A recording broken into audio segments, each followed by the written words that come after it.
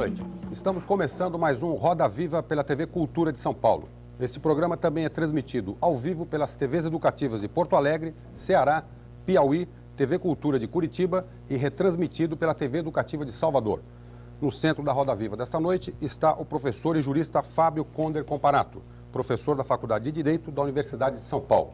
Com o professor Comparato nós vamos falar hoje sobre várias coisas importantes, mas uma especialmente importante para os telespectadores, que são os cruzados bloqueados e sua possível liberação pela Justiça. Para entrevistar o professor Comparato esta noite no Roda Viva, nós convidamos Fernão Mesquita, diretor de redação do Jornal da Tarde, Voile Guimarães, jornalista, Etevaldo Dias, editor executivo do Jornal do Brasil em Brasília, Marco Antônio Rocha, jornalista e produtor do programa Imprensa na TV, José Paulo Kupfer, editor executivo do jornal O Estado de São Paulo, Narciso Calili, diretor de jornalismo da TV Jovem Pan, José Márcio Mendonça, editor de política da TV Bandeirantes, e Jaime Martins, jornalista da TV Cultura. Você que está em casa assistindo o programa e quiser fazer perguntas por telefone, pode chamar 252-6525. 252-6525.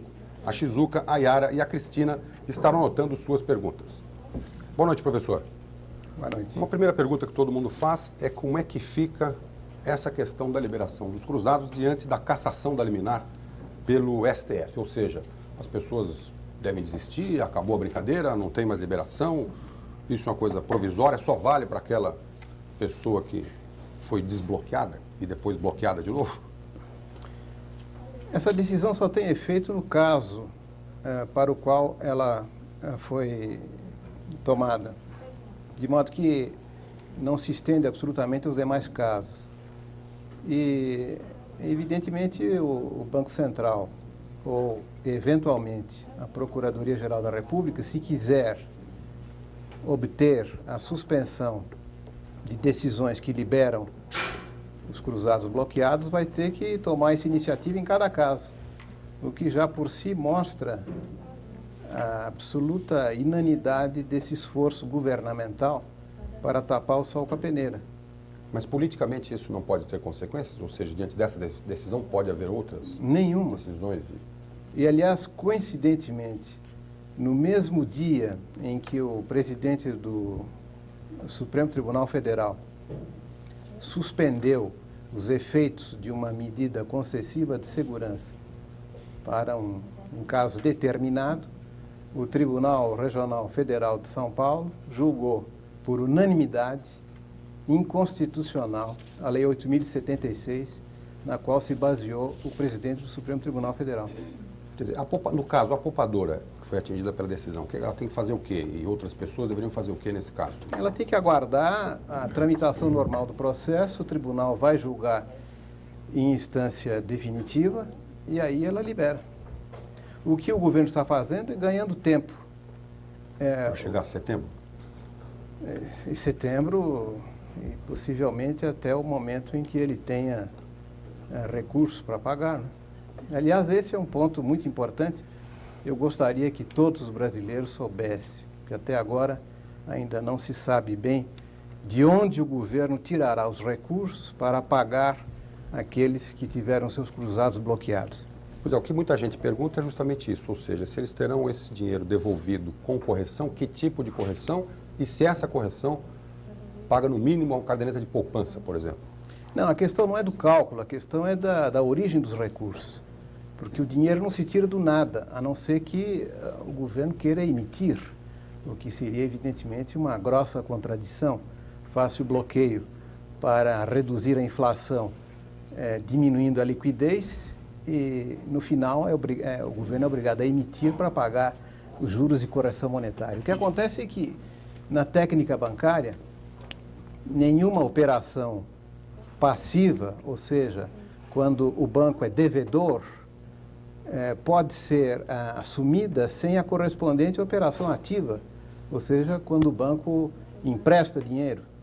Se o Banco Central do Brasil assumiu essa obrigação de devolver os cruzados novos, tomou emprestado para devolver, com juros e correção monetária, ele deve ter emprestado. Emprestado como? No artigo 17 da Lei 8.024, que foi a lei de conversão da medida provisória 168, diz que o governo utilizará esses recursos bloqueados para financiar operações ativas de instituições financeiras em cruzados novos.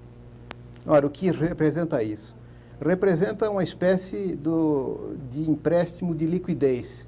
O banco se vê em aperto financeiro e ele pede socorro ao Banco Central, e o Banco Central, então, faz uma operação que antigamente era de redesconto, e hoje não tem ligação com nenhum desconto, mas é um simples financiamento.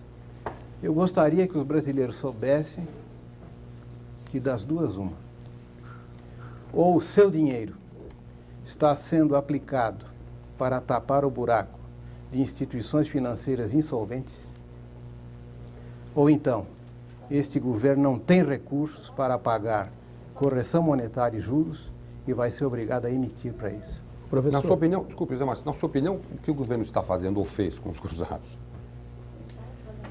É incrível que até hoje isso não tenha sido indagado. Eu sei que um deputado federal acabou de fazer uma interpelação à ministra da Economia nesse sentido, perguntando sobre a aplicação desse dinheiro bloqueado e perguntando, sobretudo, sobre a respeito da origem dos recursos, 3 bilhões de cruzeiros que foram emprestados ao Banco do Estado de Alagoas a questão de um mês e meio. Zé Márcio, tinha uma pergunta, professor, o Procurador-Geral da República, no parecer que deu ao pedido de suspensão da liminar feito pelo governo, ele deu um parecer mais político e mais do ângulo econômico e menos jurídico. Ele alegou para pedir a cassação exatamente que poderia haver um problema sério na economia se todo esse dinheiro fosse liberado. O senhor não acha, o senhor que, aliás, ganhou uma dessas liminares, o senhor não acha que também a justiça deve considerar esse outro lado, não apenas o lado puramente jurídico, não só nesse caso como em qualquer outro? O que eu acho é que essa decisão não foi jurídica. E justamente aí é preciso entender, é preciso que a população entenda. A grande desordem numa sociedade é o descumprimento da Constituição e das leis. Isto foi entendido perfeitamente pelos homens do século XIX que criaram as democracias liberais. E notem, não eram revolucionários ardentes, eram quase todos ligados à livre empresa. É impossível fazer funcionar uma economia se não há regras estáveis. Portanto, a introdução de um elemento de perpétua modificação das leis e da ordem constitucional torna qualquer cálculo impossível, não há previsão.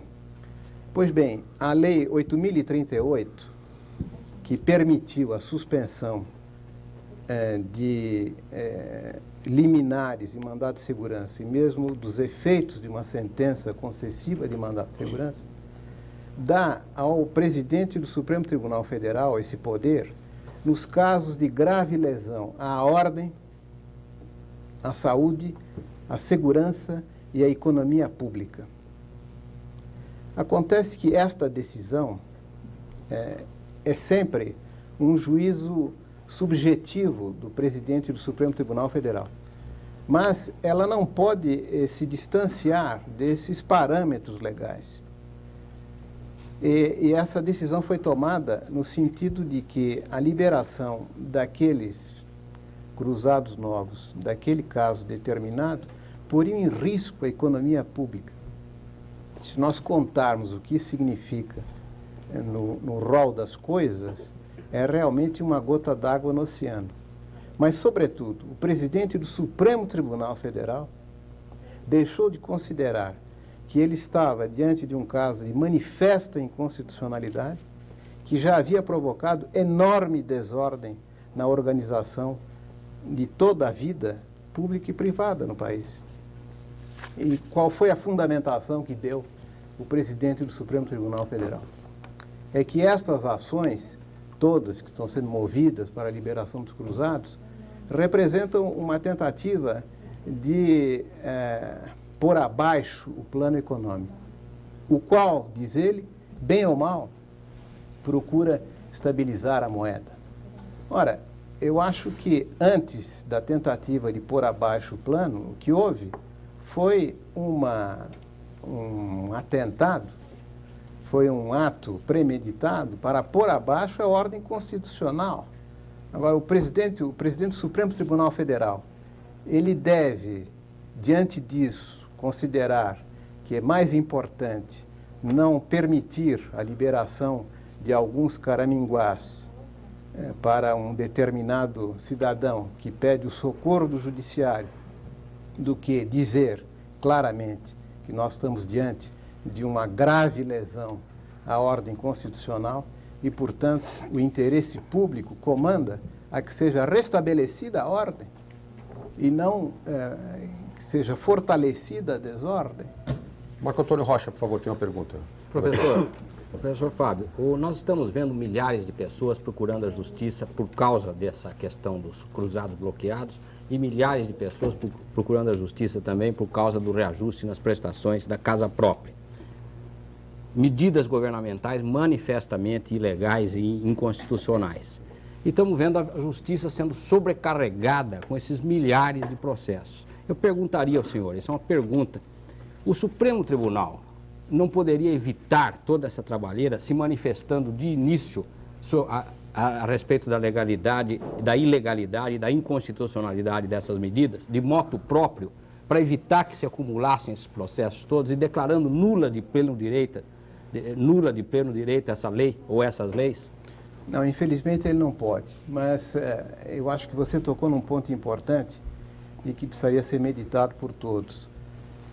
As grandes falhas atuais na economia, na evolução social, na própria convivência privada, estão nas instituições. Nós temos instituições falhas, incoerentes. E o Supremo Tribunal Federal antes tinha o poder de avocar processos, ou seja, mesmo sem ser solicitado a decidir por recurso, ele podia chamar a si a solução do caso. Mas eram situações sempre pontuais, processo por processo, caso por caso. O Supremo não pode intervir, por exemplo, no processo de elaboração legislativa, ou pelo menos ele entende que não pode. Ora, na França, uma das funções eminentes do Conselho Constitucional e que está sendo cumprida muito bem, terminando com lutas quase que fratricidas entre oposição e situação, é justamente a de ser consultado sobre a constitucionalidade de projetos de lei e dizer uma decisão que tem força definitiva que aquele projeto de lei, violando a Constituição, não pode ser votado. Bom, teoricamente, nós temos uma comissão de justiça no Congresso Nacional que deveria evitar que o Congresso aprovasse leis inconstitucionais ou manifestamente ilegais. E temos também as assessorias jurídicas do Poder Executivo que deveriam fazer o mesmo trabalho. Mas considerando que nós vivemos num país estranho, certo? E, portanto, o Congresso aprova leis inconstitucionais e o Executivo toma medidas inconstitucionais, não seria o caso do Supremo Tribunal, como organismo máximo do Poder Judiciário... Uma medida inconstitucional decidir motu próprio? Como organismo máximo do Poder Judiciário, definir a questão, à medida em que a lei é promulgada, foi promulgada uma lei que é manifestamente inconstitucional, o Supremo Tribunal declara essa lei inconstitucional. Mas eu vou mais além. Não existe uma ação declaratória? A ação direta de inconstitucionalidade. Ela foi proposta contra esta medida provisória 168, que bloqueou os haveres de todos. E a resposta do Supremo Tribunal Federal, os senhores já conhecem. E se não conhecem, precisam conhecê-la.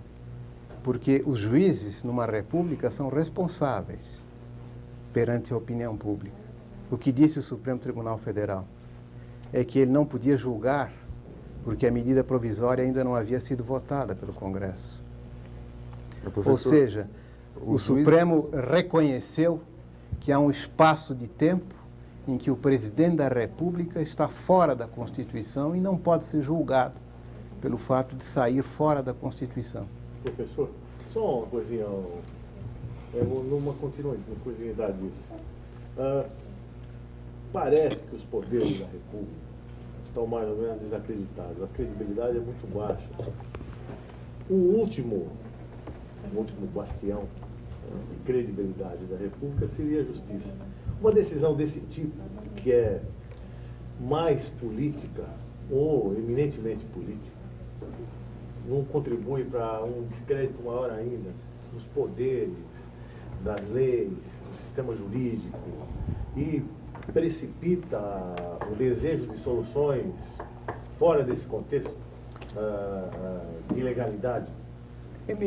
Quer me parecer que isso é evidente. As últimas pesquisas de opinião pública têm mostrado um fato inquietante. Nós já sabíamos que os homens públicos mais desacreditados eram os deputados, senadores e vereadores, enfim, os representantes em órgãos legislativos. E muito mais do que os militares, do que os policiais, etc. O que nós não sabíamos e verificamos com espanto é que a credibilidade dos juízes cai paulatinamente à medida que vão sendo feitas essas pesquisas. Ora, o Poder Judiciário, ele está armado não da força, do monopólio da força, ele está armado unicamente da autoridade moral. Essa autoridade significa prestígio, significa confiança. Em toda a democracia, o Poder Judiciário foi criado destacando-se do príncipe, do órgão executivo, para proteger o povo e defender os direitos humanos. Se o Judiciário se torna sócio do poder, evidentemente, ele não serve para mais nada. É como diz o Evangelho, se o sal perder a sua força, para que servirá? E é essa situação que nós estamos vislumbrando. Felizmente, eu devo dizer que a grande maioria dos nossos magistrados toma consciência dessa situação e procura encontrar soluções institucionais. Eu volto a esse problema. É preciso que nós reconheçamos que as instituições de um país podem determinar o seu futuro, para o bem e para o mal. Professor, não existe nenhuma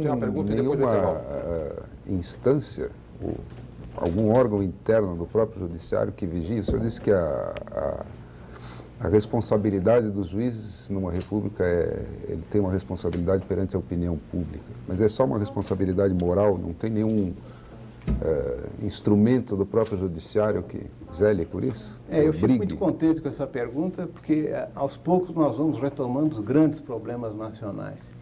E eu espero, em condições que o povo possa entendê-los. O judiciário, na organização clássica de poderes, ele não responde perante ninguém. Isso em lugar nenhum ou só no Brasil? Veja, há em alguns países alguns mecanismos que procuram pedir contas aos juízes dos seus atos, não propriamente do ato de julgar, mas de atos praticados pelos juízes na dimensão pública. Eu vou dar um exemplo que eu acho que é suficientemente esclarecedor. No dia seguinte, a medida provisória que sequestrou os nossos haveres, o presidente do Superior Tribunal de Justiça, o ministro Washington Bolívar, ocupou a televisão. Ele não veio à televisão por iniciativa própria. Certamente, ele foi convidado a fazê-lo pelas autoridades executivas. E o que disse esse magistrado? Que nós deveríamos todos aceitar essa medida, porque ela seria muito favorável a todos. Economicamente, ele era perfeito, o magistrado.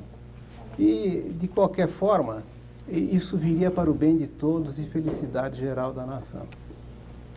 Eu tenho a ousadia de considerar que o presidente do Superior Tribunal de Justiça cometeu uma falta ética gravíssima num regime de separação de poderes em que o judiciário deve funcionar distanciado do poder cujos atos ele deve julgar.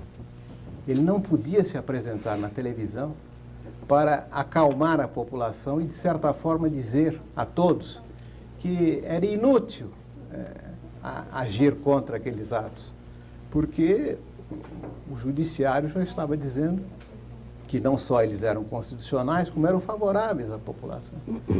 Num regime bem organizado, este ato deveria ser submetido a um julgamento de responsabilidade.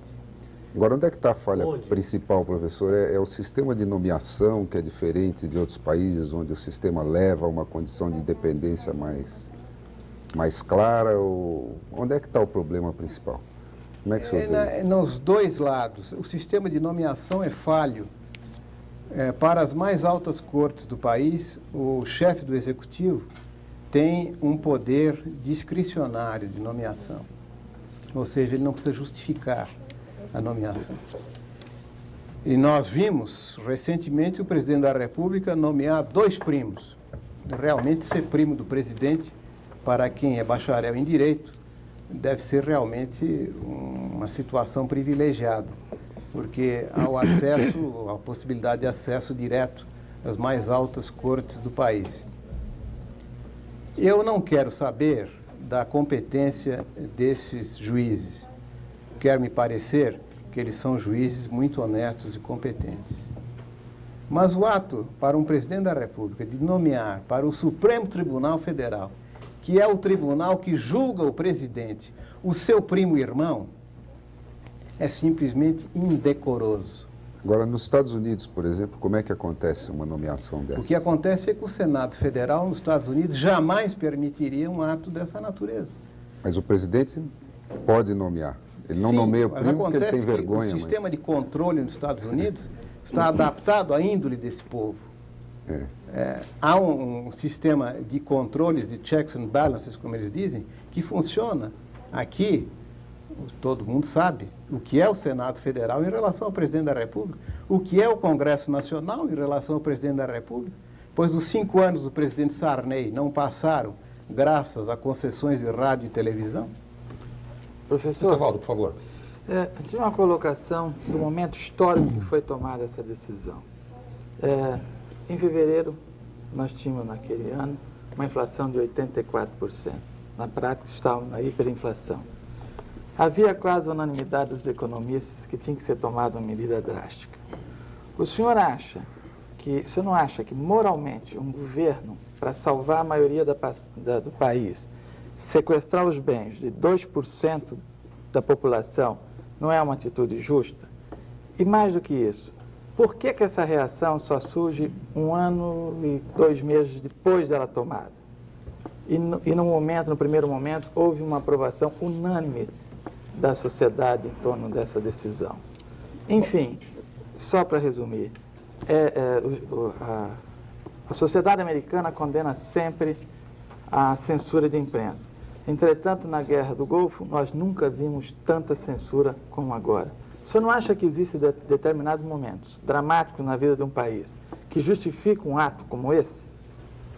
Desculpe, professor, o telespectador Aldonir Nascimento, aqui de São Paulo, ele também pergunta, como o Etevaldo, por que só agora, mais de 1 ano depois, ou há 4 meses de vencer o prazo, é que se fala nos processos de liberação dos cruzados? Bom, mas há 2 perguntas aí. Eu gostaria de começar pela primeira. O presidente da República porfiou em obter o cargo de chefe de Estado. E ele disse, e mesmo que não o dissesse, estava implícito, que ele iria governar sob a égide da Constituição Federal.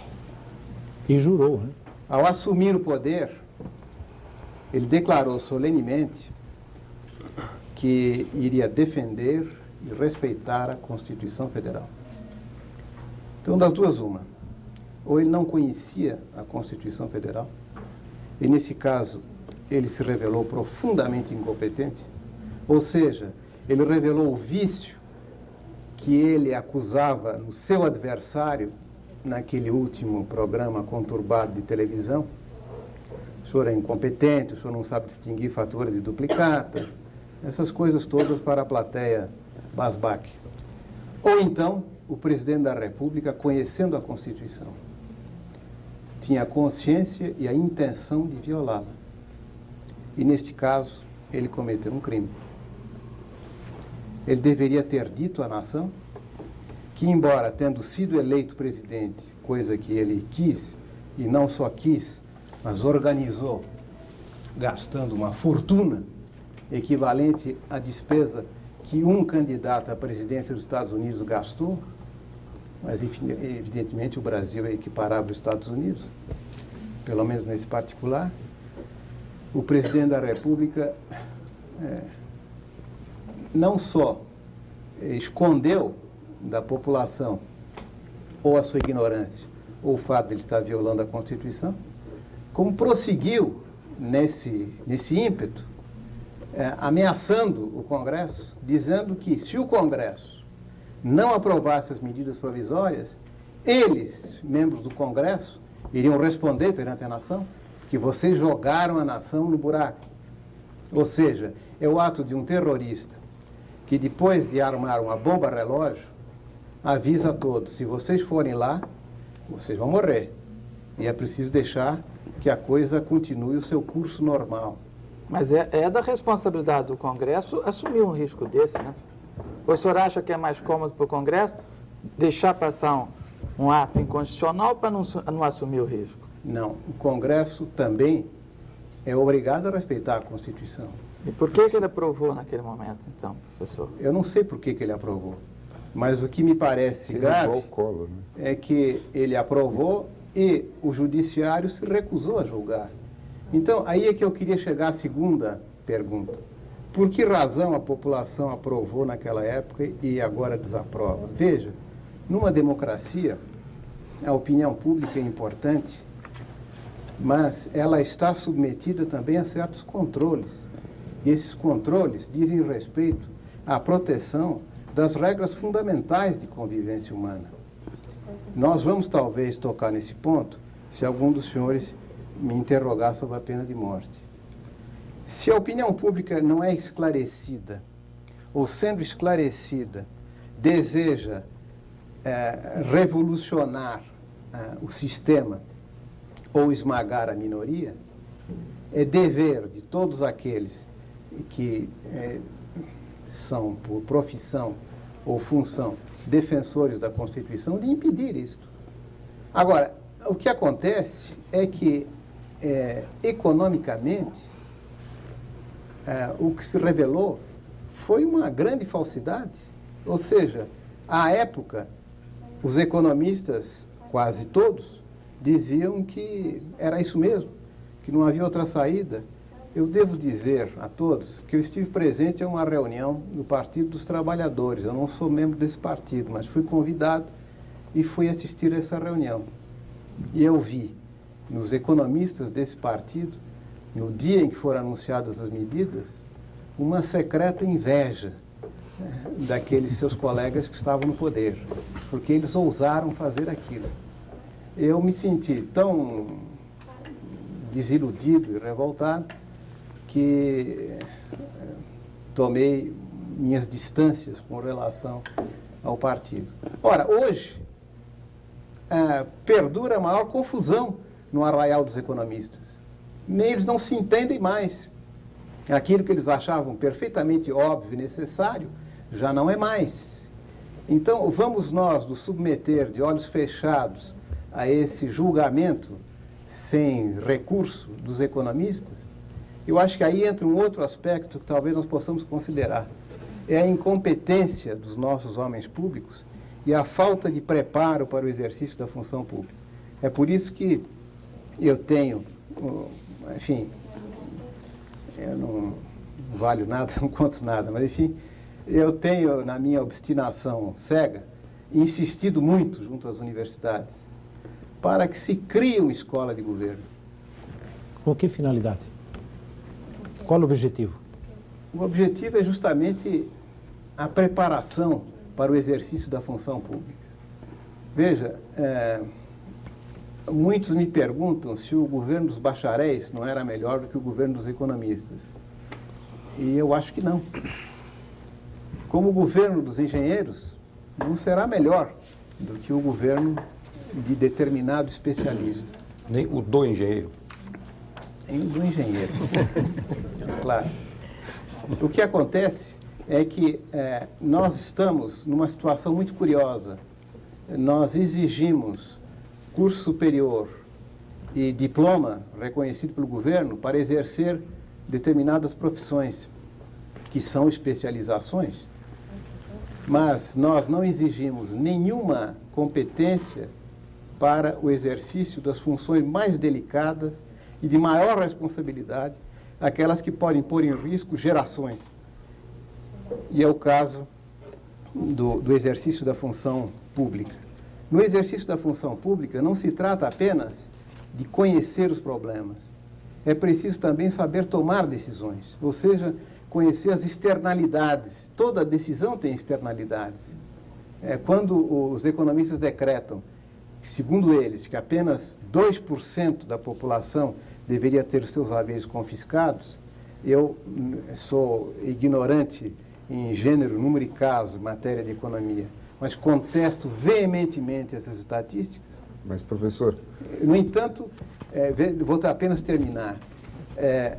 O que eles estão fazendo é desconhecer o fato de que qualquer decisão na área econômica, na área social, na área internacional, tem efeitos vários que muitas vezes escapam ao controle. Isto só o verdadeiro estadista sabe compreender. Não é? Eu entendo, professor, que o senhor, com essa argumentação da criação de uma escola de governo, o senhor está sugerindo que o problema brasileiro é mais de incompetência do que de defeito do sistema. Quer dizer, enfim... Mais de competência do que de estrutura. Eu tenho só 15 ou 16 anos de jornalismo que eu estou olhando para esse problema brasileiro. Agora, o que parece é que esse Estado que está aí, né, é inadministrável. Por mais competente que seja o detentor do cargo no momento, né, quer dizer, eu acho que o problema é mais de estrutura. Quer dizer, existe uma seletividade nas inconstitucionalidades que são toleradas, tanto pelo judiciário quanto pelos políticos. Tal. Quer dizer, eles escolhem algumas inconstitucionalidades, eles toleram, outras eles não toleram. Agora, num Estado onde mesmo São Paulo, né, paga mais de 85% da arrecadação total de impostos, só para pagar salário de funcionário, né, e tem mais 3 ou 4 estados que estão abaixo dos 100%, os outros estão todos acima de 100%. Né, começa por aí. Também é inconstitucional demitir funcionário público. Os que o governo conseguiu colocar em disponibilidade, lá mediante um artifício legal qualquer, no meio dessa coisa intrincada que é a lei brasileira, né? A Constituição brasileira é um tratado imenso que ninguém pode conhecer. Né? Essa não passou. Por exemplo, o governo tentou, imediatamente o judiciário se manifestou e aí não passou. Mas vamos voltar à sua primeira... permitida era esses 2%. Vamos voltar ao seu primeiro questionamento, que é importante. Não se trata de unilateralismos. A reforma institucional é indispensável, mas só ela é incapaz de rechear esse arcabouço. A reforma institucional é uma espécie de esqueleto do país, mas é preciso que haja também músculos, nervos, e isso é dado pela formação humana, pela educação em todos os níveis. Acredito que você tem plena consciência de que o presidente da República procura desesperadamente cercar-se agora daqueles que possam salvá-lo e salvar o governo e, por via disso, o país, de uma bancarrota. Acontece que ele tem muitas dificuldades em encontrar justamente os homens competentes. Mas o senhor acha que é uma questão de homens competentes? Quer dizer, se a gente pudesse imaginar a formação de uma equipe só de gênios, absolutamente consagrados em governos do mundo inteiro, pusessem eles aqui com a Constituição brasileira vigorando, o que é que eles podiam fazer que o governo possa fazer e não faz? Mas eu disse, não são as duas coisas. É por isso mesmo que um plano de governo paralelo, a meu ver, não funciona. Com essas instituições atuais, ele não funciona. Mas reformar as instituições para não recheá-las com novas gerações competentes é uma outra espécie de suicídio. Doutor Comparato. Por favor, William Guimarães, tem uma pergunta. Eu gostaria de voltar ao assunto dos cruzados novos e também a da credibilidade do judiciário. O senhor falou que se a justiça determinasse a devolução, né, dos cruzados, talvez o governo federal não tivesse recursos para pagar. Uma ideia talvez fosse acionar esses devedores da Previdência, da fraude da Previdência, que nós estamos lendo aí, 600 principais já seria um bom dinheiro. E haveria um pouco de recurso para a devolução dos cruzados. Acontece que todo advogado sabe que uma ação executiva penal nesse sentido aí demoraria no mínimo 10 anos. O que fazer para aumentar, dentro desse quadro, o que fazer para aumentar a eficiência da Justiça Federal e, no caso, aumentar também a sua credibilidade? Bom, veja, passar recursos da Previdência Social para o Banco Central, de forma que o Banco Central possa devolver a tempo e pontualmente, enfim, com precisão, os recursos que ele mantém bloqueados, é de péssima contabilidade, convenhamos. Significa despir um santo para vestir outro. O que é preciso é que o governo explique de que maneira, segundo os princípios mais elementares da contabilidade, ele vai poder pagar esse dinheiro. Ele deve ter aplicado. Onde ele aplicou? Nós temos, talvez, não por curiosidade malsã, mas por uma certa inquietação, nós temos o direito de saber onde o governo aplicou os cruzados novos. Se ele não aplicou, como dizia Santo Agostinho, como o dinheiro não pare dinheiro, então é preciso que o governo emita para pagar. Agora, veja, a agilização do Poder Judiciário é um ponto capital, e você tem toda a razão. Eu devo dizer que isto é a última preocupação de todos os políticos, em qualquer lugar do quadrante em que eles se situem. Mas isso não pode continuar por muito tempo. Haverá um certo momento... Por que, professor, seria a última preocupação dos políticos agilizar o judiciário? Porque é justamente a grande distinção entre político e estadista. E nós voltamos um pouco a essa questão da formação. O Churchill dizia com razão que o político é aquele que pensa nas próximas eleições, mas o estadista é o que pensa nas próximas gerações. Os nossos políticos são obrigados a recorrer ao voto popular periodicamente. Ainda bem, já é um progresso em relação ao regime castrense. Mas acontece que, numa economia moderna, num Estado moderno, como gosta de dizer o senhor presidente da República, existe uma função muito importante que se chama planejamento, se chama previsão. E isto é feito por qualquer um de nós ou por qualquer empresa que se preze. Essa função de previsão ou de planejamento não depende das eleições.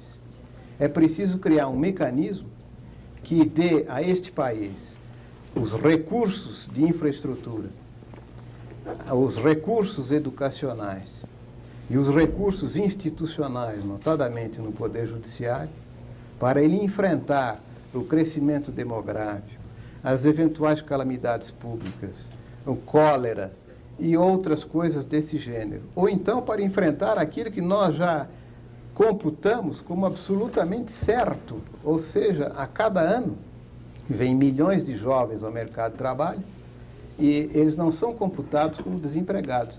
Você sabia que as estatísticas do DIEESE não computam como desempregados aqueles que nunca tiveram emprego? Aqueles que já tiveram empregados alguma vez. Exatamente. Zé Paulo Cup, por favor.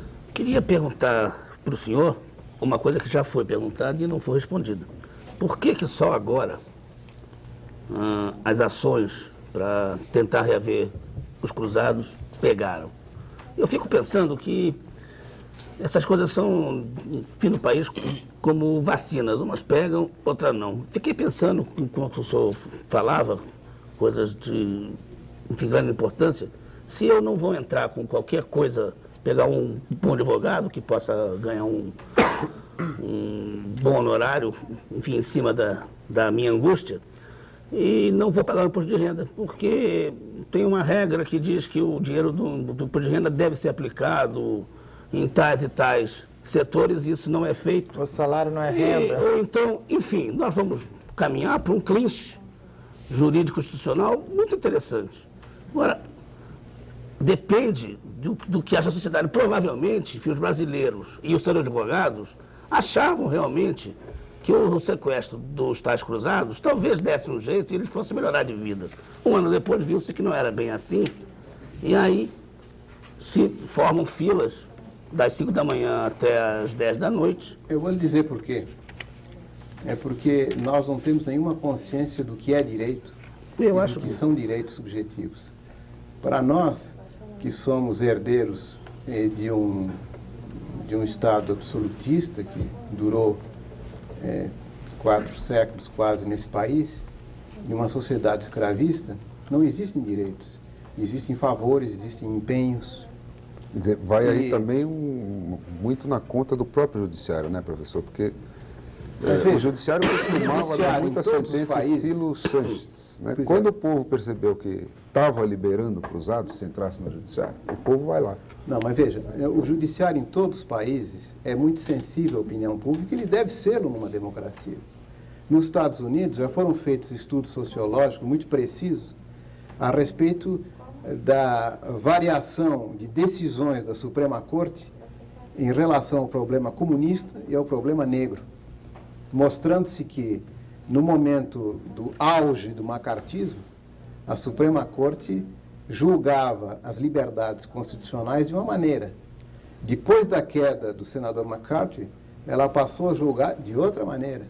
A mesma coisa com o problema negro. Isto é normal porque os juízes são, afinal das contas, cidadãos, eles participam da comunidade e eles são influenciados pela opinião pública. O que não é justo, o que não é normal, o que não é regular, é que se considere que uma Constituição é uma peça ornamental, que não, o direito não é uma exigência, é um favor ou um jeito, ou uma possibilidade. Quando isso se alastra, então realmente o organismo social está muito doente. E é mais ou menos o que aconteceu.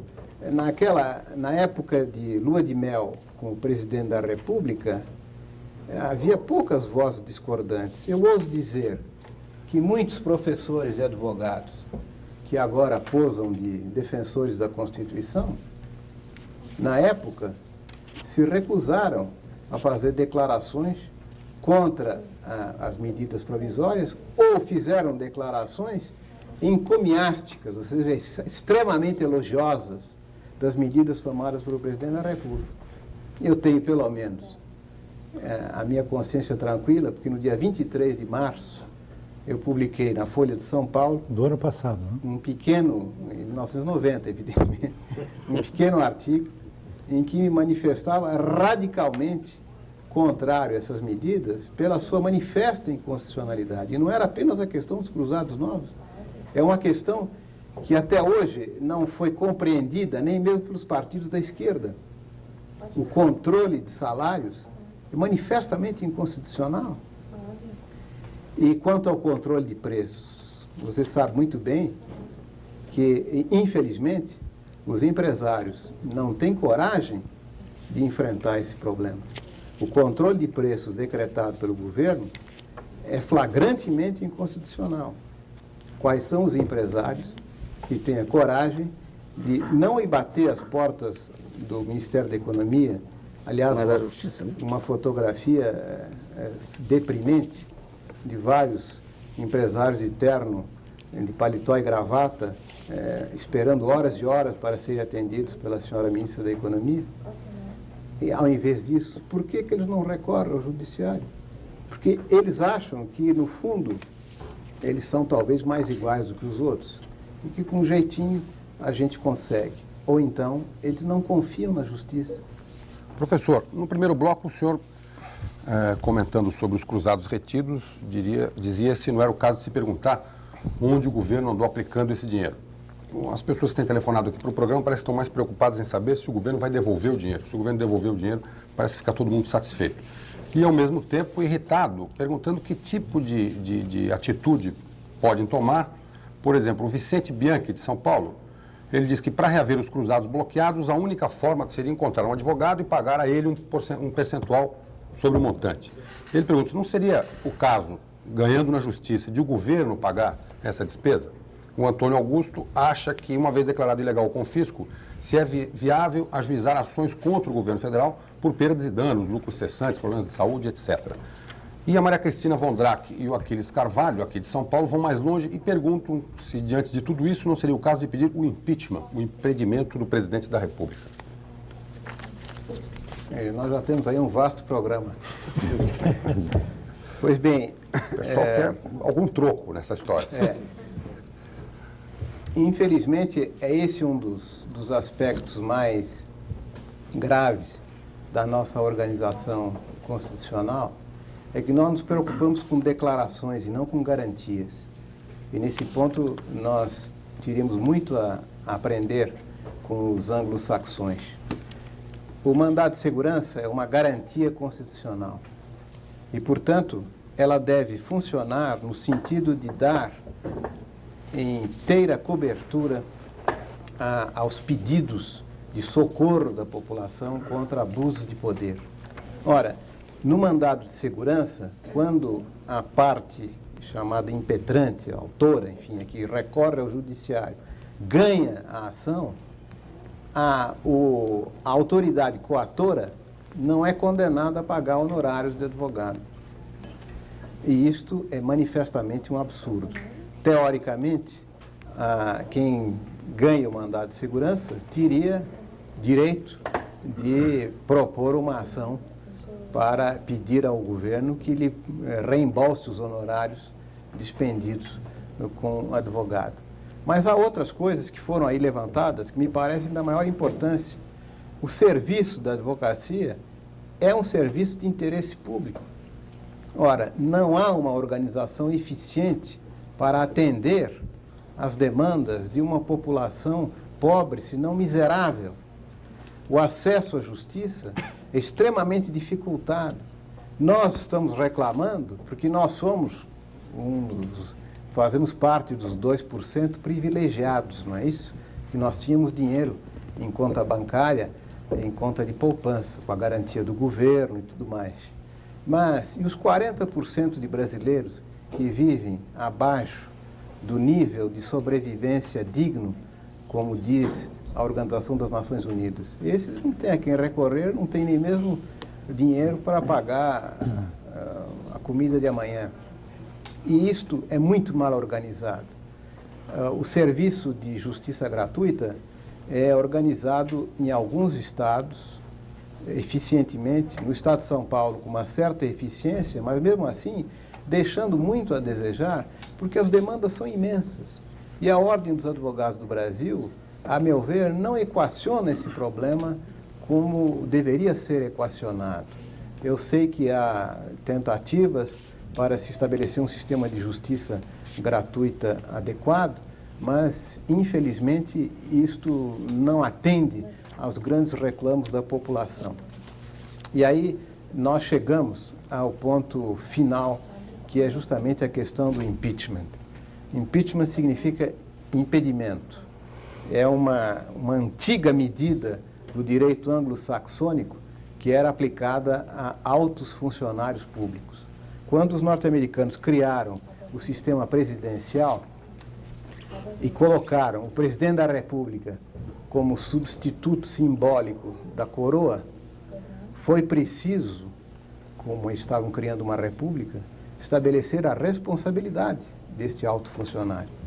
Justamente na monarquia, o rei não é sujeito a responsabilidade alguma. É o que dizia a Constituição Imperial de 1824. Né? Acontece que nós criamos uma república, mas uma república também com irresponsabilidade do presidente. De modo que o plebiscito sobre monarquia ou república me parece uma inutilidade. Nós já temos uma monarquia, apenas é uma monarquia eletiva. O que acontece, deixando de lado a chalaça? é que não há nenhum sistema eficiente para fazer com que o presidente responda de seus atos. Nos Estados Unidos, onde foi pela primeira vez criado o sistema de impeachment, sabe quantas vezes ele funcionou em processo regular perante o Senado americano? Uma vez, contra o presidente Andrew Johnson, que era o vice-presidente de Lincoln e foi substituto do Lincoln quando ele foi assassinado. Uma só vez, o presidente Johnson foi absolvido por um voto. O presidente Nixon não chegou a ser processado.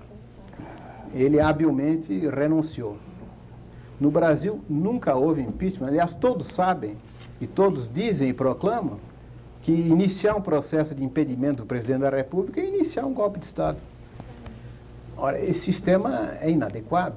Agora, o senhor falou no começo do programa sobre pena de morte, eu gostaria de falar sobre pena de morte, e aqui 3 perguntas a respeito disso, da Raquel Biderman, aqui de Pinheiros, sobre a convocação de um plebiscito para decidir sobre a pena de morte, a Ana Paula das Ciências Sociais da USP e o Fábio Cipriano, que eu acho que é da Faculdade de Direito, se não me engano. Está aí, aliás. Deve estar aí. O senhor concordaria com o plebiscito para a pena de morte? Aliás, eu li que o senhor é contra. Por quê? Contra a pena de morte ou o plebiscito? Eu quero justamente me congratular com a TV Cultura, porque permite que este problema, que é fundamental, muito mais em profundidade do que na sua aparência, venha a público e seja debatido. E eu gostaria de tentar explicar a todos por que razão eu sou contra o plebiscito e o plebiscito fere a Constituição. Não se trata de uma questão de formalidade constitucional. Nós sabemos que a Constituição não vive no coração dos brasileiros, mas é preciso que vivam os grandes princípios políticos de respeito à pessoa humana. A pena de morte, a introdução da pena de morte significa, na verdade, violar um direito fundamental. Mas não um direito fundamental qualquer. O principal deles, a base de todos os direitos, que é o direito à vida. Ora, os direitos fundamentais, exatamente porque eles são fundamentais, não podem ser submetidos à lei da maioria. Senão, a maioria acabaria oprimindo facilmente a minoria. Eu lembro sempre um regime paradigmático na sua loucura ditatorial, que é o regime hitlerista. Em 1935, o governo nazista decretou as infames leis raciais que proibiam o casamento e as relações sexuais entre arianos e não arianos e que tiravam toda a possibilidade de uma existência digna dos judeus no seio da nação nazista. Essas leis foram aprovadas por unanimidade pelo parlamento alemão, que estava todo nas mãos dos nazistas. Pois bem, se elas fossem submetidas a plebiscito, e os historiadores são unânimes a esse respeito, não há a menor dúvida de que elas seriam aprovadas por esmagadora maioria. Então, vejam, democracia, ao contrário do que disse uma reportagem muito ambígua da revista Veja, democracia não é só soberania popular. É lei da maioria, mais respeito pelos direitos fundamentais. Nós começamos hoje com os marginais, que cometem crimes contra a vida. Mas nós não sabemos onde terminar. Vamos continuar, talvez, contra os índios, contra os homossexuais, e assim vai. É preciso que o povo brasileiro entenda que há certas questões fundamentais que dizem respeito à dignidade humana que não são submetidas ao voto majoritário, nem podem ser. Mas, quanto à pena de morte em si, quanto a esse projeto específico da pena de morte, eu acho que há muito a dizer, porque se nós soubermos organizar uma campanha educativa, isso vai elevar o nível de compreensão do povo brasileiro, dos seus direitos e da sua dignidade. Veja, o projeto vem marcado por preocupações claramente eleitoreiras. O deputado Amaral Neto já pode se congratular com o fato de que ele não precisa mais gastar um centavo em campanhas para eleição à Câmara dos Deputados. E qual é a preocupação aparente do projeto? É com a segurança. Mas a segurança de quem? Os crimes que vão ser punidos com a pena máxima, com a pena capital, são os crimes de roubo, sequestro, estupro, seguido de morte. Pois bem, são crimes, sem dúvida, hediondos, mas que ocorrem onde? No meio urbano. A preocupação do deputado e dos que o seguem é, evidentemente, uma certa comoção no meio urbano. Eu não sei se os telespectadores sabem, mas em 26 anos, de 1964 a 1990, foram cometidos 1.630 assassínios no campo. Foram mortos premeditadamente camponeses, sacerdotes, freiras, advogados, sindicalistas. Desses 1.630 assassínios, que representam uma média de mais de 80 por ano, quantos processos foram abertos? 20. Ou seja, pouco mais de 1,5%. E quantos mandantes foram a processo? Apenas um, no caso de Chico Mendes, porque a opinião pública internacional estava cansada da farsa. Este grave problema da violência e da insegurança no campo é totalmente desconhecido dos nossos legisladores. Mas, sobretudo, e aqui eu gostaria de enfatizar, a pena de morte é extremamente degradante. Ela vem justificar e legitimar esse crescimento da violência em todos os setores. A polícia baiana dizia ainda outro dia que nos 3 últimos anos, cada 3 dias ocorre um linchamento. Então, o povão, digamos assim, não será confortado na sua fúria de linchamentos quando vê que o governo, pelas suas mais altas instâncias, enfim, o Estado, não só discute, mas aprova o homicídio oficial, solene, que é feito em nome de todos nós. Não é isso a mais profunda degradação da consciência popular? Doutor Fábio, pelo que o senhor disse na metade anterior deste programa a respeito da atitude do Judiciário e do Legislativo ante a voracidade legislativa do Executivo, com milhares de decretos, com centenas de medidas provisórias, já estão se contando aí 1 a cada 2 dias úteis. Esses 2 poderes não estariam em condições de defender o Estado de Direito no Brasil? Sem dúvida é o que se espera.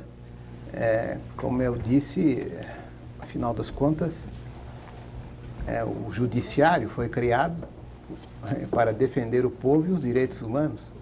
Ele não foi criado para compartilhar as responsabilidades do poder. Montesquieu dizia com razão que dos 3 poderes, o Judiciário é praticamente nulo. Ele queria dizer com isso que o Judiciário não pode tomar iniciativa nenhuma. Ele deve ficar como árbitro. É por isso mesmo que quando um juiz decide sair da sua posição de árbitro para se voltar a ser delegado de polícia, é o que ocorreu recentemente num caso que envolvia diretores jornalistas da Folha de São Paulo, nós temos a suprema aberração. Mas o Legislativo também foi criado, o órgão de representação do povo, foi criado para defender os direitos de todos. De que maneira? Pelo estabelecimento de leis gerais. Veja, por exemplo, nessa questão de controle de preços. A Constituição brasileira, a rigor, não proíbe que o governo controle os preços, estabeleça preços mínimos ou preços máximos. Mas o que não é possível é que o governo decreta o controle de preços e as próprias regras que ele vai obedecer ou não obedecer. Só a lei geral para todos é que pode estabelecer as condições para o exercício do controle de preços. Nesse caso, o senhor estaria concordando com o empresário Antônio Emílio de Moraes, segundo o qual o governo Collor está empurrando o empresariado para a ilegalidade? Bom, ele deveria dizer que o governo Collor faz da inconstitucionalidade uma técnica de governo. Mas eu tenho a impressão de que o ilustre empresário não é consequente com as suas premissas, porque ele deveria não ir ao Brasília conversar com a ministra, mas chamar o governo federal a responder de seus atos nos tribunais. Professor Narciso Calil, por favor. Justamente nessa direção. Sei lá, uma série de respostas e perguntas que o senhor respondeu dos colegas, fica um certo gosto de amargura, né?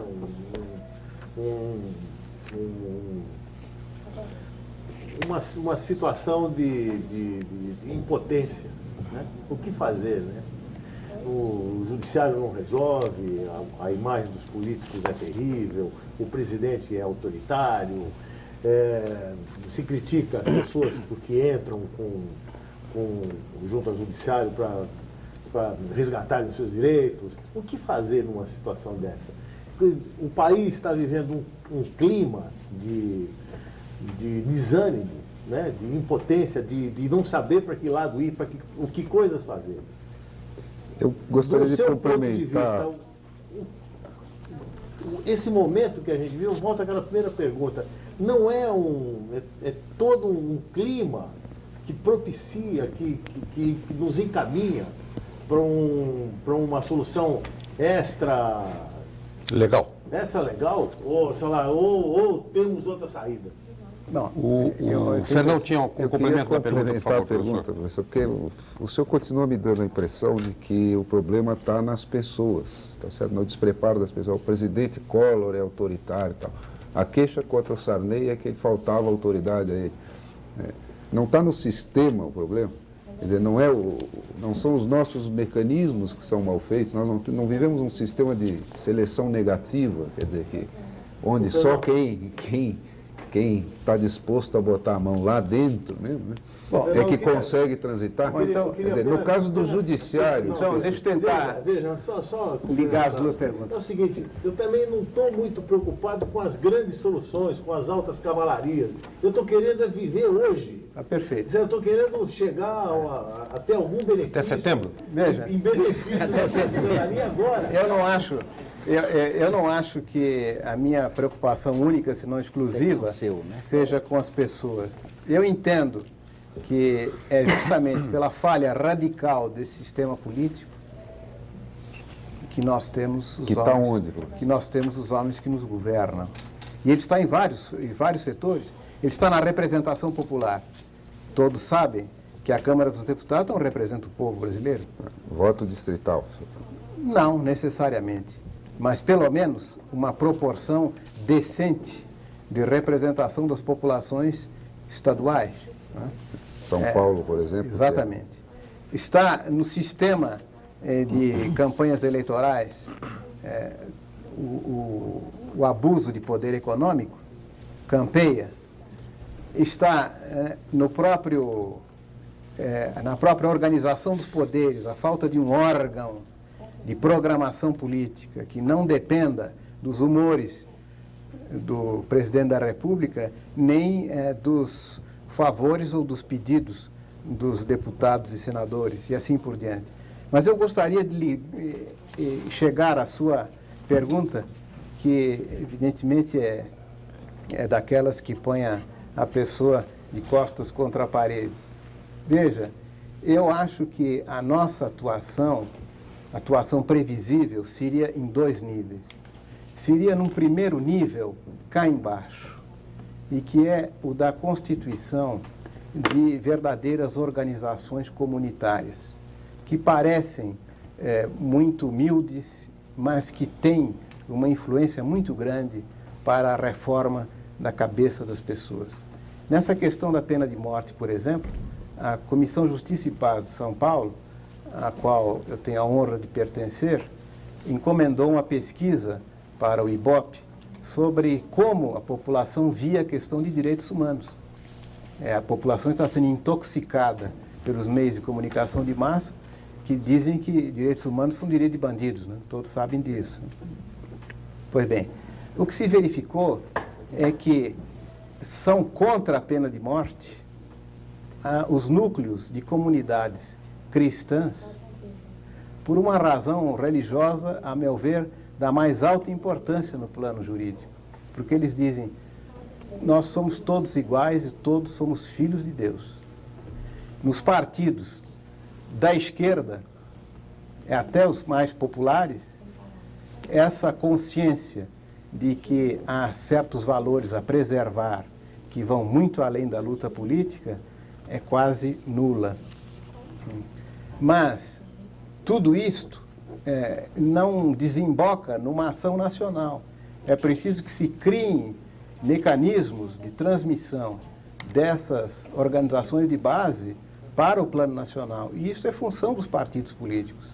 Nós não podemos fazer economia dos partidos políticos. E é justamente aí que se põe uma herança individualista muito grave nossa.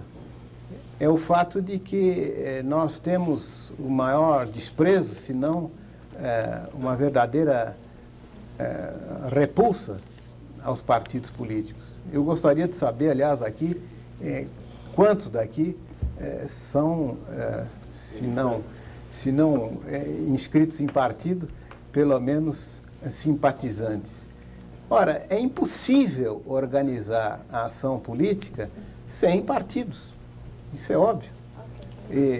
A meu ver, a democracia brasileira não funciona por falta de partidos. São os partidos que não existem por falta de consciência democrática. E, além disso, bater na porta da justiça é um bom indício de cidadania? Sem dúvida.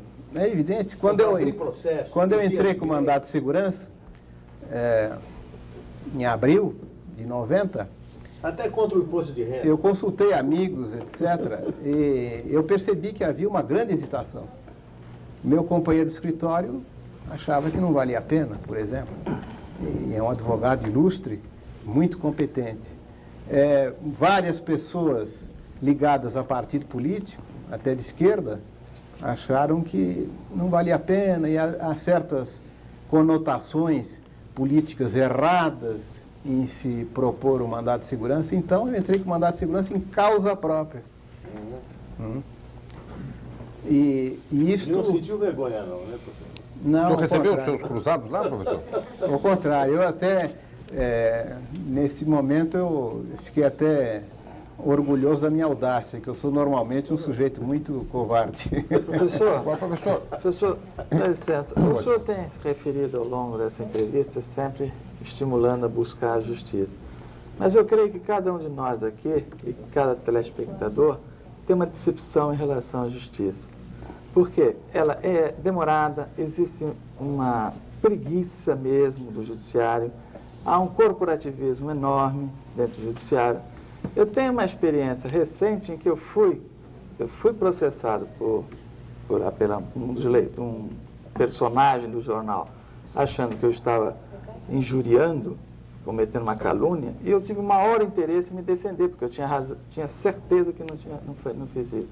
Fiquei 2 anos, e depois de 2 anos, quando já prescrevia a ação, eles voltaram à primeira medida que o meu advogado tomou, que o fórum estava errado, que não devia ser ação em Brasília, mas deveria ser no Rio, que é a sede do jornal. Quer dizer, isso circulou 2 anos, eu me preparei, me desgastei, querendo provar que eu não tinha cometido nenhum crime. Agora, isso acontece com todo mundo. Como que a gente vai confiar na justiça? Fora que os juízes e os advogados e toda a papelada que sai de uma ação judicial passa numa língua que ninguém fala, É uma coisa medieval. Né? Falada por sujeitos vestidos com roupas medievais. Quando não tem o que tem. Que é uma coisa que eu não consigo compreender. Por que essa... Suborno, corrupção e tudo mais. Fala sobre isso. Não sejamos muito radicais. Eu acho que a burocracia não existe apenas no judiciário. Mas a do judiciário capricha. O primeiro navio que chegou a Seul, na Guerra da Coreia, em 1953, só tinha papel. Não havia um soldado. Isso era a concepção da época sobre a estratégia militar. Mas veja, eu acho que, tentando responder a sua pergunta, ainda é um problema institucional, e não é um problema pessoal. É preciso que a justiça chegue perto do povo. Quando nós queremos reformar a justiça, nós pensamos o quê? Na cúpula, unicamente. Mas a justiça que vai até o poceiro, que vai até o favelado, que vai até o funcionário público, o antigo Barnabé, que procura resolver rapidamente e sem nenhum aparato inútil os problemas de cada dia, que são problemas muito importantes para cada um de nós, essa justiça ainda não penetrou na cabeça dos nossos constituintes ou legisladores. E vai por aí. É preciso que o juiz seja realmente aquele a quem se deve recorrer. Mas qual é a nossa tradição nesse particular de desconhecimento e falta de consciência jurídica? Nós conhecemos a expressão, né? Quando o sujeito não tem a quem recorrer, ele vai se queixar ao bispo, né? Pois é. Ou seja, ele vai pedir caridade, ele vai pedir uma intervenção, um jeitinho, etc. Se a justiça se aproximasse mais do povo, e há meios de fazer isso, em alguns estados do Brasil, como por exemplo no Rio Grande do Sul, a organização judiciária é muito mais popular e muito mais prestadia, muito mais eficiente do que é em outros estados. E isso não é um problema insolúvel, ao contrário. O que acontece é que nós precisamos tomar consciência dos problemas e discuti-los como nós estamos fazendo hoje. Ou seja, se eventualmente, ao invés de multiplicarmos as novelas, nós tivéssemos um ou outro programa que debatesse os grandes problemas do dia a dia, a população ficaria fascinada com isso. Mas todo mundo tem medo de juiz, né? Todo advogado tem medo de juiz, né? A gente fazer uma crítica, só faço essa crítica agora porque meu processo já acabou mesmo. Porque senão eu estava acabado, tá ferrado. Não, eu acho que sim. Há um corporativismo. Eu acho que sim, mas eu quero dizer o seguinte, eu acho que eu tenho consciência de que tenho tido uma atitude crítica com o judiciário, mas eu preciso manter essa atitude crítica, porque o judiciário precisa dessa crítica. Ou seja, num regime republicano, em que os juízes não respondem perante a opinião pública, eles não são eleitos. Eles julgam em nome do povo sem terem sido eleitos. Portanto, eles devem ter consciência de que eles têm que prestar contas, não só da sua atividade funcional, mas também das declarações que eles façam fora do exercício da atividade funcional. Eu gostaria depois de voltar um pouco a isso. Pois bem, é preciso que aqueles que se dizem juristas, não porque cuidam de juros na poupança bloqueada, mas porque cuidam do direito, que pensam o direito, é preciso que eles dialoguem com os juízes, que mantenham esse clima que é próprio do processo, em que há sempre o contraditório. Agora eu queria dar um exemplo que me escandalizou e eu tenho a impressão de que deve ter escandalizado a todos.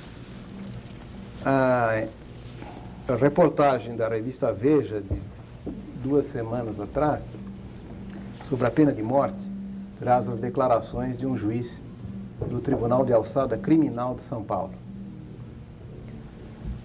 Sua Excelência declara que há criminosos que ele veria executados com prazer.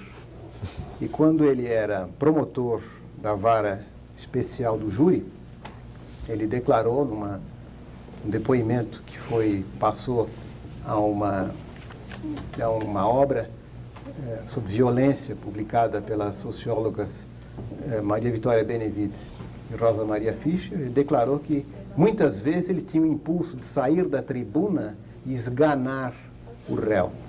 Evidentemente... Esse juiz é o Marino Júnior?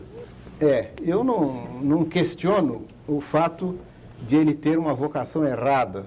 Ele provavelmente se sentiria melhor na posição de carrasco do que de juiz. O que eu questiono, e a questão de vocação errada é terrível, né? Porque pode dar problemas até familiares. Pode dar até presidente da República. Pois é.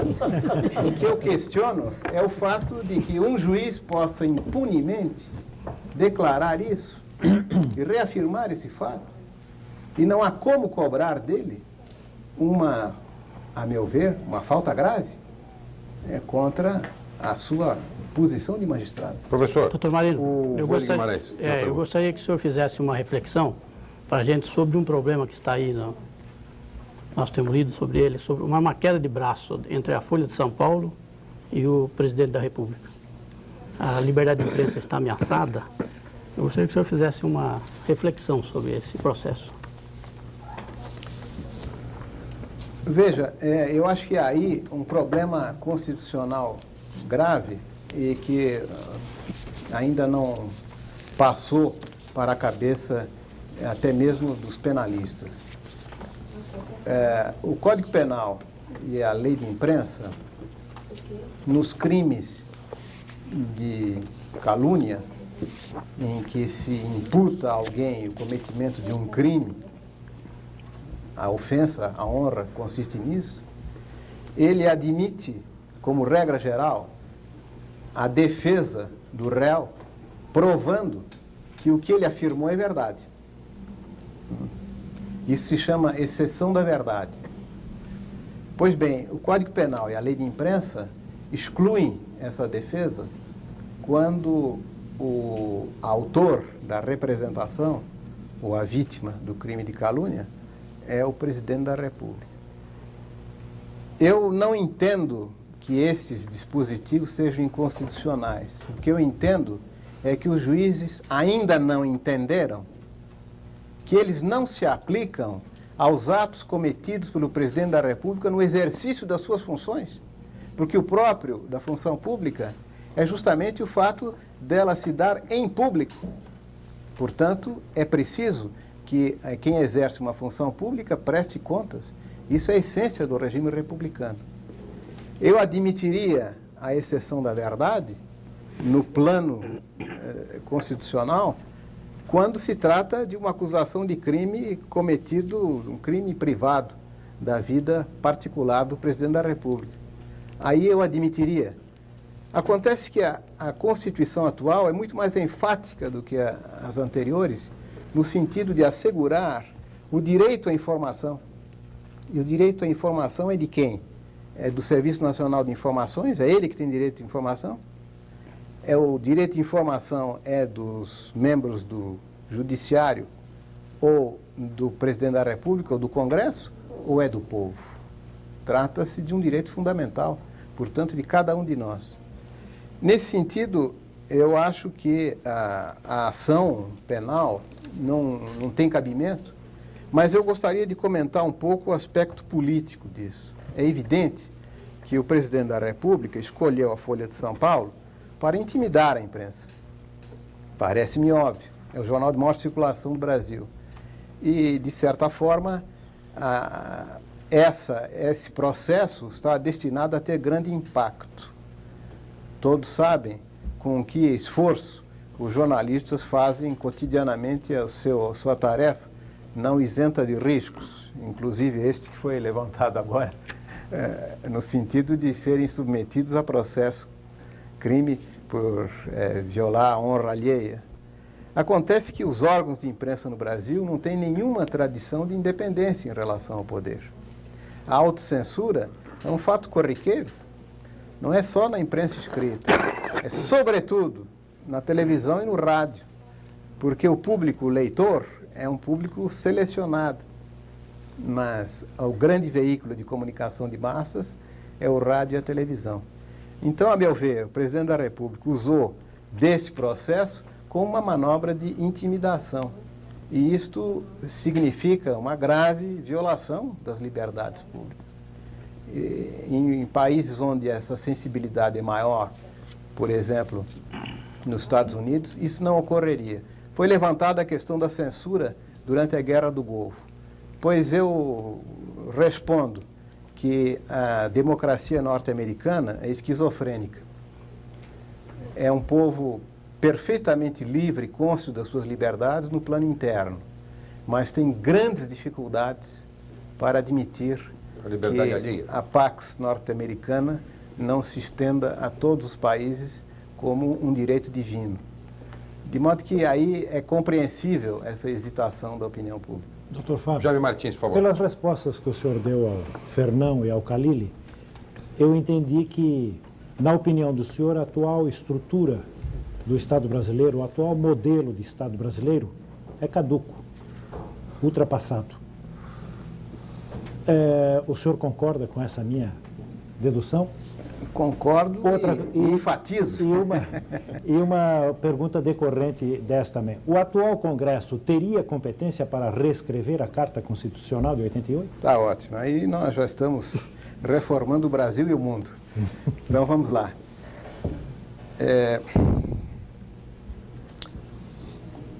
Eu, nas minhas audácias jurídicas e literárias, cheguei a fazer um anteprojeto de Constituição para o Brasil em 1985.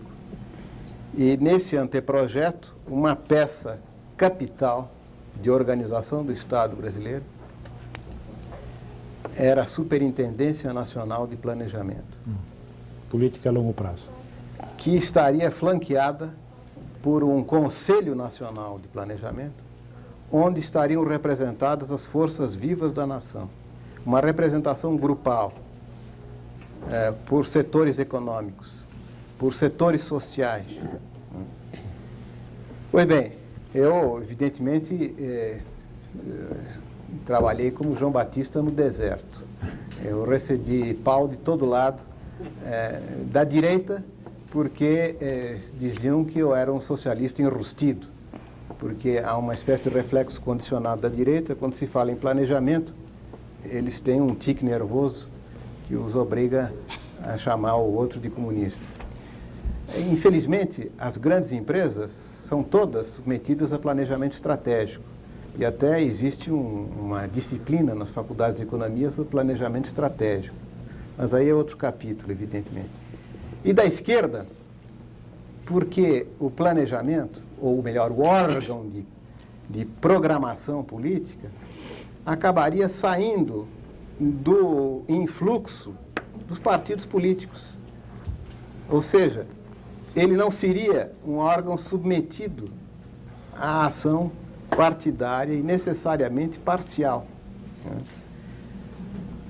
O que eu gostaria de enfatizar é o fato de que não há desenvolvimento sem política a longo prazo. E a política a longo prazo não pode ser geminada à política de conjuntura no mesmo órgão. Veja o que aconteceu agora. O governo resolve, depois de atirar e errar, ele resolve voltar a atirar. Agora, evidentemente, todos nós estamos com um escudo para nos protegermos do tiro do governo. Mas tudo isso porque, diz ele, é preciso eliminar a inflação, porque a inflação é um problema conjuntural. Ora, não é. O problema da inflação existe desde que eu nasci. E eu já estou entradinho em anos, de modo que, evidentemente, é um problema estrutural.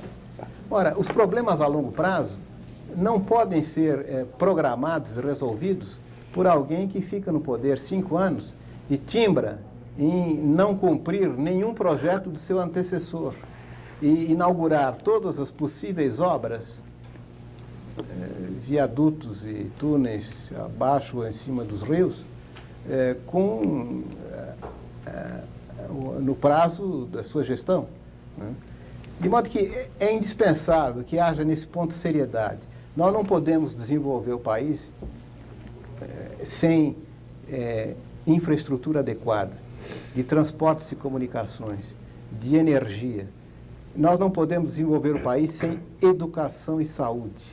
O Banco Mundial, afinal, depois de tantos anos de discussão, acabou admitindo que os investimentos em educação e saúde são fundamentais para o desenvolvimento das populações. Tudo isso são programas que demandam 10, 20 anos. Ultrapassam vários mandatos. Um programa educacional leva o espaço de uma geração, são 20 anos. É preciso que haja coerência, continuidade, e tudo isso é impossível no sistema atual. Nós herdamos um modelo político já ultrapassado e não soubemos corrigi-lo a tempo. De modo que agora nós estamos nessa sensação que foi levantada aqui com muita razão, uma certa sensação de desespero ou de amargura. Eu não gostaria de terminar numa nota pessimista, mas gostaria apenas de dizer que as soluções existem, elas estão ao nosso alcance, mas não são soluções para amanhã, nem são soluções de um tiro só. Professor, o senhor falou em pessimismo, e o sentimento de pessimismo, o nosso tempo já está se esgotando, então eu lhe faria uma última pergunta, espelhada mais ou menos aqui na inquietação dos nossos telespectadores, quer dizer, todos fazendo perguntas específicas sobre soluções para os seus casos também específicos. Então, a Lígia Cruz de São Paulo quer saber dos empréstimos compulsórios do governo Sarney, que até hoje não chegaram, a devolução não chegou. O Paulo Oliveira, o José Maciel de Campinas e o Paulo Ribeiro de Marília são aposentados, querem saber se podem desbloquear cruzados para viver, e não consegue viver da aposentadoria. O Nicanor Silva diz que ganhou uma causa dos cruzados na justiça e agora quer saber se vai precisar entrar com uma outra causa para conseguir receber o dinheiro que não recebeu até agora. Tudo isso sintetizado com o João Rodrigues de Campinas, que diz o seguinte: no dia de hoje o cidadão tem que viver atrelado a um advogado contra a legislação, ou seja, é a glória das faculdades de direito? Veja, eu acho que realmente quando as populações precisam muito dos advogados é que o sistema jurídico é muito ruim. Da mesma forma, quando há uma corrida para os gabinetes médicos ou de psicologia, é porque o estado de saúde, o estado mental da população deixa muito a desejar.